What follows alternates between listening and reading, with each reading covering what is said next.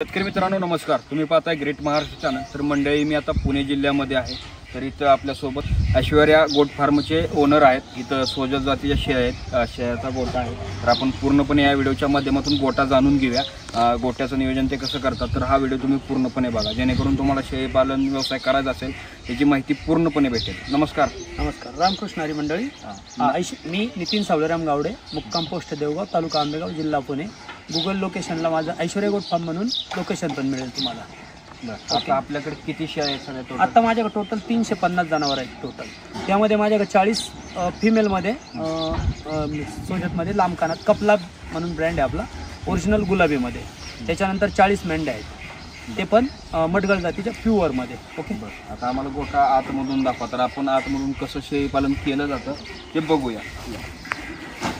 तर ही आधुनिक पद्धतीचे कुट्टी मशीन वगैरे आहे, इकडे चारा वगैरे ते नाही आहे। तर चारा घरचाच आहे का कसा आहे का विकत? हो, चारा एक टाइमचा जो हिरवा चारा देतो ना साहेब आपण, तो टोटल आपल्या घरचाच आहे। तर एक टाइम जो वाळला चारामध्ये द्यायला लागते आपल्याला हरिपत्ती, तर ते मात्र राजस्थानून येतो आपल्याला। आता किती प्रकारच्या तुमच्याकडे जाती आहेत तिथे? माझ्याकडे फक्त सोजतमध्येच भेटेल तुम्हाला, गुलाबीमध्ये थोडे लांब कानात ओरिजिनल नसल भेटेल आपल्याला, की त्याला वेट गेन पण तुम्हाला जबरदस्त भेटेल। आणि ब्रीडिंग सेटला जो वापरणारे बकरे आहेत आपल्याकडे, ते 2 दात 4 दातमध्ये आपल्याला 80 किलो प्लस आणि 41-42 हाईटमध्ये बकरे वापरले जातात। आता इकडे जे ह्यामध्ये तुम्ही खायला कधी जाता, टायमिंग कसं असतं, गोठ्याचे नियोजन कसं? यात सकाळी फक्त आपण सकाळी उठल्यानंतर थोडी सफाई करतो, एक अर्धा तासाच्या नंतर सर्व जनावरांसाठी सकाळचा असणारा जो खुराक आहे हरिपत्तीवरती टाकून दिला जातो। हरिपत्ती टाकून एक टाइम सकाळी, तर त्याच्यानंतर पुन्हा डायरेक्ट 10 वाजता पाणी पाजायचं नियोजन राहतं, आणि त्यानंतर डायरेक्ट संध्याकाळी 5 वाजता परत दुसरा शेड्यूल चालू जेवणाचं। किती सगळ्या ॲनिमलची संख्या किती आहे टोटल? ॲनिमल माझ्याकडे 300 प्लस आहेत आत्ताच्या घडीला। त्यातले ईदचे बकरे माझ्याकडे जवळजवळ 150 बकरे ईदसाठीचे। ब्रीडिंगमध्ये तुम्ही जे या क्षेत्रात शिरला, ब्रीडिंग आणि त्यानंतर जे कटिंगचा, त्यामध्ये काय डिफरन्स असतो? ब्रीडिंगचा माल आणि कटिंगचा माल याच्यातला विषय असा आहे, कटिंगचा माल चालतो टोटल सगळं समोरच्याच्या हातात मार्केट आहे, सगळ्यात महत्त्वाचा मुद्दा। तर त्यात विषय असा चालतो का वजनाच्या निम्म पकडलं जातं, त्याला गुणिले असणारे आजचे मटणाचे रेट चालतात। समजा 30 किलोचा बकरू आहे, 15 किलो मटण पडेल, बोलून 350 रुपये ते 400 रुपये किलो, बोले तर 9,000 रुपयाच्या आसपासची बकरू, 9 ते 11,000 रुपये। आणि यात विषय असा आहे, तर हे जे गावरांचं बकरू आहे ते तुम्ही 12 महिने पाळल्याच्या नंतर ते जास्तीत जास्त वजन तुम्हाला किती भेटू शकतं? लय झालं तर मी म्हणतो 30 किलो ते 40 किलो भेटतं, खपून 15,000 16,000। तर हेच जर माझ्याकडच्या सोजतच्या जातीचे जर ब्रँडचे बकरं पाळले तर तुम्हाला याचा वर्ग कमी 70 किलो प्लस तर 100% भेटतील 12 महिने। विक्रीला 40,000 प्लस कधी भेटेल? 40,000 पासून तर चांगलं क्वालिटी असेल तर 80,000 रुपयेपर्यंत पण विकली जातात। मग ह्याला चाऱ्यासाठी काय काय देतं? म्हणजे एवढं वेट गेन जास्त आहे, त्याला स्पेशली काही नाही फारसं। जे बकरांसाठी वेट गेनला, बोकडांसाठी जास्त खुराक आहे, शेळ्यांना ऑलरेडी आहे ते रेग्युलर चालतं। सकाळी शेळीला कमीत कमी 200 ग्रॅम खुराक आणि संध्याकाळी 200 म्हणून 400 ग्रॅम। पण जी बकरीची बकरा बनवतात त्यांना मात्र 1 किलोपर्यंत खुराक द्यावा लागेल डेली। ही जी फिमेल आहे इथं वय आहे 5 ते 6 महिन्याच्या आसपासची आहे। हिचे कान लांब लचक गुलाबी, टोटल मार्बल शिंगात, मार्बल खुरामध्ये, जास्त करून घाऱ्या डोळ्यात काही आपल्याला प्लेन डोळ्यामध्ये येतात। आणि सगळ्यात वजन वाढ ह्या फिमेल एका टायमाला माझ्या हिशोबाने कमीत कमी लागवडीपर्यंत 50-55 किलो वजन तर अपेक्षित आहेच आहे। तिथून पुढे त्यांची मीटिंग केली जाते 12 महिन्याच्या नंतर। बरं, साधारणपणे ही शेळी किती दूध देते? शेळी पहिल्या व्याताला 1 लिटर एक टाइम, 2 लिटरपर्यंत दूध देणार। त्याच्यानंतर शेळ्या द्याना कमीत कमी तुम्हाला मोठ्या शेळ्या झाल्यानंतर सकाळी 1.5 आणि संध्याकाळी 1.5 लिटर दूध देऊ शकतात। बरं, आता त्या खुराकामध्ये काय काय देता तुम्ही? खुराकामध्ये आपल्याकडे आपण सोयाबीन डिओसी, थोडक्यात सोयाबीन पेंड वापरतो किंवा शेंगदाणा पेंड प्लस मका दाणा राहतो, याच्यापेक्षा काही वेगळं नाही। आणि डेली 15 ग्रॅम मिनरल मिक्सचर द्यावं लागते। बरं, आता हे जे आहे हे तुम्ही का बरं केलेलं आहे असं? टेबल असण्याचं सगळ्यात प्रमुख कारण म्हणजे ज्या शेतात फिरायला जाणाऱ्या शेळ्या आहेत ऑलरेडी त्यांचा व्यायाम चालून होतोय, तर आपल्या शेळ्यांना व्यायामासाठी आहे खाली उतर वर चढ हा व्यायाम स्पेशली, आणि वरती बसायला त्यांना कम्फर्ट फील आवडतं। मग व्यायामामुळे खाद्य जास्त हो। आता याच्यापासून जे शेण निघतं ते त्याच्यापासून तुम्ही काय करता का वेगळं? आपल्या शेतीसाठीच वापर होतो, तसं मार्केटमध्ये 6,000 रुपये ट्रेलरच्या आता रेट लेंडी घालायची। बरं, आता एखाद्या तरुणाला किंवा एखाद्या व्यावसायिकाला हा व्यवसाय करायचा असेल तर साधारणपणे किती शेळ्यापासून सुरुवात करावी? त्यांनी ज्याचं जसं बजेट असेल तसं दोन शेळ्या घेऊन पण सुरुवात करू शकतो, किंवा 10+1 घेऊन सुरुवात करू शकतो। जसं बजेट 30+1 घेऊ शकतो, असं काय नाही। 50 फिमेल पर्यंत 1 मेल अपेक्षित आहे, काही अडचण नाही, बिंदास वापरू। 10 शेळीपासून साधारणपणे किती उत्पन्न भेटेल? मग 10 शेळ्या चांगल्या जातीच्या शेळ्या टोटल समोर दिसतात, 1 मिनिट इकडे जर चांगल्या जातीच्यामध्ये पहा, या सोजतमध्ये ह्या मोठ्या स्ट्रक्चरच्या शेळ्या अशा चांगल्या 10 शेळ्या असतील किंवा समोर पलीकडच्या बाजूला उभ्या आहेत तिथं समोर त्या शेळ्या, अशा जर शेळ्या असतील तर त्या शेळ्या कमीत कमी एका गटाला 2 ते 3 बच्चे देणाऱ्या शेळ्या आहेत मोठ्या. तर किती उत्पन्न भेटू शकेल मग? त्या शेळ्या कमीत कमी 2 ते 3 बच्चे 10,000 रुपये, 3 महिन्यात 10 ते 11,000 रुपयाला आरामशीर विक्री होती या बकऱ्यांची. कमीत कमी 3 महिने आणि वर्षभर सांभाळल्यानंतर 40,000 प्लस मेल विकतात, असं त्याचं गणित. ब्रीडिंगसाठी तुम्ही ह्याचं बोकड जे वापरता तर ते तुमच्या गोट्यामध्येच आहे, तयार आहे का कसं आहे? ब्रीडिंगसाठी मी राजस्थानात प्रत्येक वेळेस बदली करतो, दरवर्षी बकरा बदली येईल.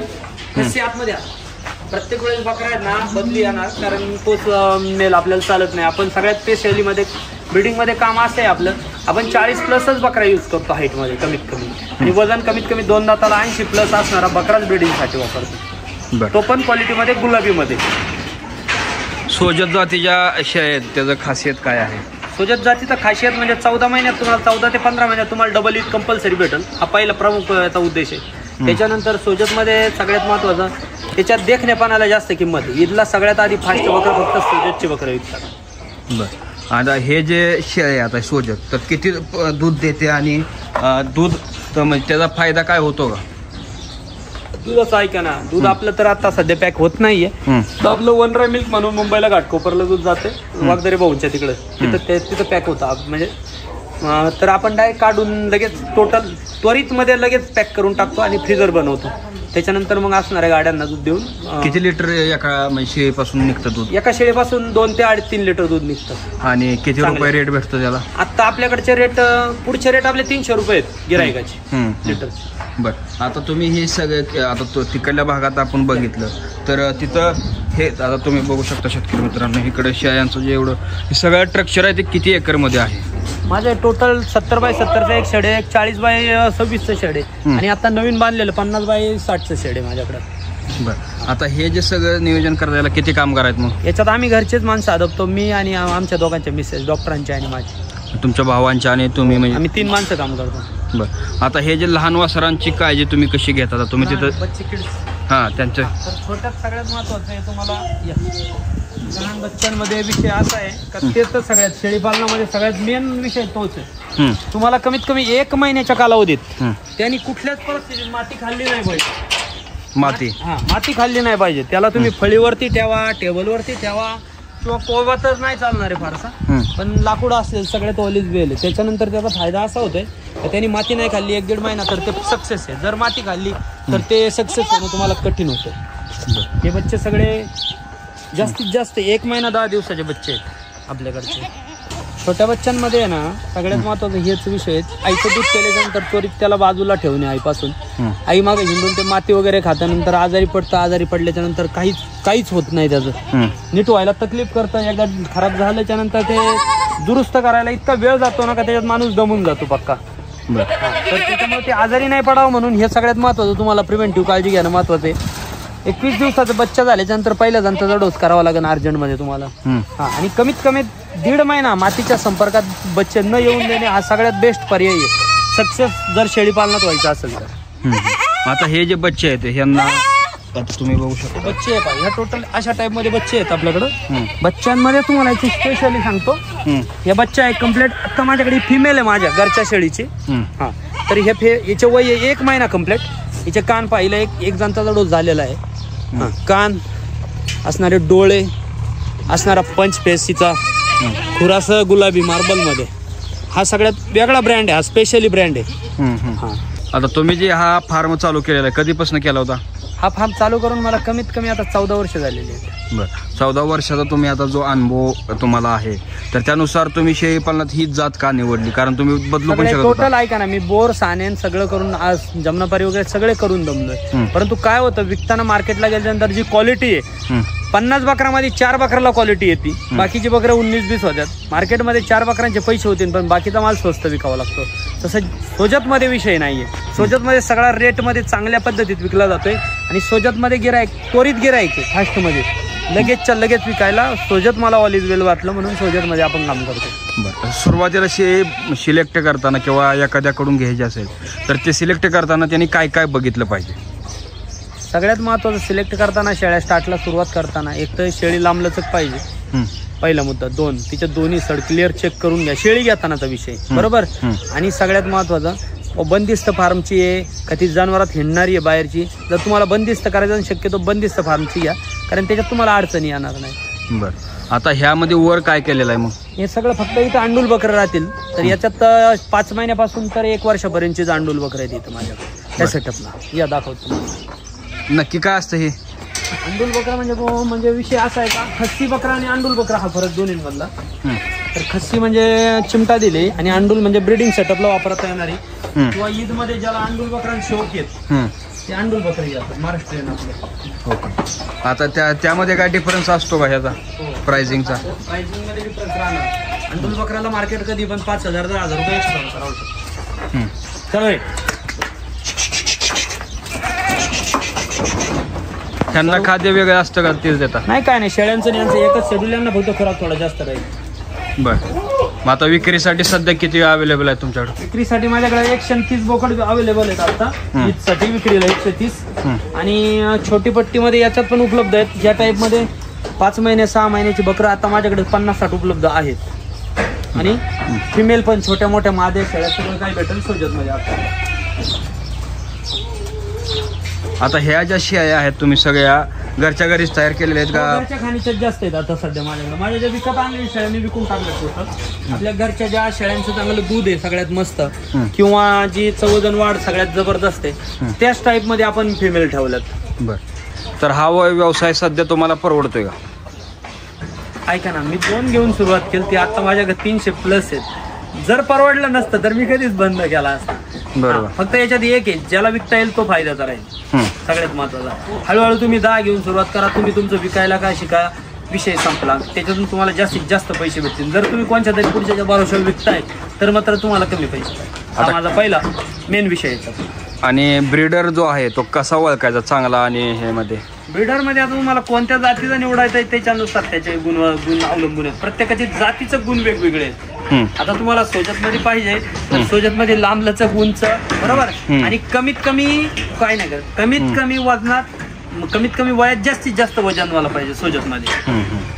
मग आता बरोबर, आता तुम्ही ह्या ज्या सोजत जातीच्या शेळ्या आहेत आता बऱ्याच लोकांचं म्हणणं असते की आपल्या भागात आपल्या महाराष्ट्राच्या वातावरणात टिकतील याच्यासाठी आपल्याकडे हे सूट होतील. तर यात विषय असा सगळ्यात भारी प्रश्न आहे हा. तर ऐकून घ्या, जे आपल्या महाराष्ट्रातलं वातावरण आहे सगळ्यात ऑलिव्ह वेल आहे. याच्यात तुम्ही राजस्थान मध्ये गेले तर तुम्ही थंडीत आहे ना, थंडीत तुमचं 4-5 अंश सेल्सिअस पर्यंत आहे. आणि जे उन्हाळ्यातलं तापमान आहे बरोबर, तर उन्हाळ्यात तिथं आजच्या घडीला 40+ आहे आत्ता. आणि आपल्याकडे 40+ अजून गेलं नाही, 40+ असतं तिकडे. 40 पासून तर 48 डिग्री सेल्सिअस टेम्परेचर. बरोबर, राजस्थान आपलं वातावरण म्हणजे सगळ्यात ऑलिव्ह वेल. राजस्थानपेक्षा आपल्याकडे वेट गेन जबरदस्तच येणार, एवटी गॅरंटी माझी. आता ह्याचा जो चारा आहे सगळा विकत आहे का घरचा? हा, यात सकाळी देणार आहे हरिपत्ती आहे माझ्याकडे 300 जनावरांना. मी सकाळी एक टोटल 50 ते 50 नाही, एक 65 ते 70 किलो हरिपत्ती वापरतोय सकाळी टोटल. एक टायमाचं काम संपतंय. एक हरिपत्तीचा विषय, एक टाइम सुक्या चाऱ्यामध्ये ते 300 ग्रॅमचं प्रमाण तुम्हाला 300 ग्रॅम पाहिजे. आणि तेवढ्यात ते भरपूर, त्याचा दिवसभराचं काम एक टायमाचं पूर्ण. त्याच्यानंतर संध्याकाळी तुम्ही ओल्या चाऱ्यात काय पण देऊ शकता जे तुमच्याकडे उपलब्ध आहेत ते. हे असताना मडगळ जातीचा मेंढा आहे. आपण एक 4 महिन्यापूर्वी एक ट्रायल बेसला आणलेले आहेत, 21 मेंढ्या. तर याचा विषय असा आहे का, यात घरी झाल्याच्या नंतर 1.5 महिन्याचे बच्चे आहेत आपल्याकडं. 1.5 ते 2 महिने व्हायचे. तर त्यांची मला वजनवाढ चांगली वाटते. आतापर्यंत 15 ते 20 किलोपर्यंत बच्चांना वजन येते. बरं, याच्यात काय नसल मध्ये चांगले असेल ना याला वेट गेन चांगलं मजबूत आहे. आणि मेल पण आपण दाखवतो. काय किमतीने आणल्या तुम्ही ते? मी 25,000 रुपये पट्टीनं गाभण म्हणून आणल्यात पुढून, पण मला नाही वाटत संपूर्ण गाभण आल्यात म्हणून त्या. हा, तर त्याला वापरणार मेल मडगळचा मोठा एक 90-95 किलोचा मेल आहे. तो मेल पण दाखवतो मी तुम्हाला आणि बच्चे पण दाखवतो तुम्हाला. मी लागलं लाईव्ह मध्ये काटा करून पण. हा मेल आहे ना? हा मेल आहे, हा सगळ्यात मोठा. ती कितीला आणला होता? मेल आणलाय मी 80,000 रुपयाला. वजन त्याला आत्ता 91 किलो वजन आहे.